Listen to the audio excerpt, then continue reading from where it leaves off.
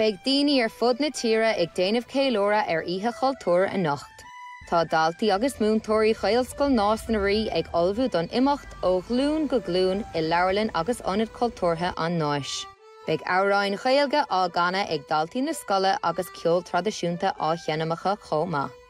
Bhí annach chud rudaí a heann faoin na cleachtaí, bhí na páirtear fad anna bheith tá an amhrán ó siad a bheith a bhada againn, tá sin anna bheith, agus is even antá ísgrúpa bhad a bhad difriúda againn ó raibh tí go raibh sé. Ceapan tá ar cultúir tá sé na spórta dhéanamid ar ceol, ar amhrán, agus is ceapan tá sé tábhachtach chun roinne le gachtainna eile. A mar támuid broidir las, agus bhí hastan ar tá ag déanamh na rudaí i bhfuil buinteach le mo cultúir.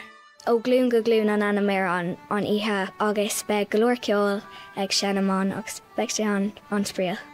Tá mé tanúil don cultúir mar is maithlam ag seanam le a grúpa, agus bé daoine fásta ag seanam leis na páistí freisin, agus tá cúpa grúpa chun bé measca heile céile. Agus san scóil seo tuid an brodúil as an cultúir freisin. Beidh 1700 imeacht séar an aisce ar siúl ar fud na tíre a Nuacht mar chuid de oíche chultúir 25.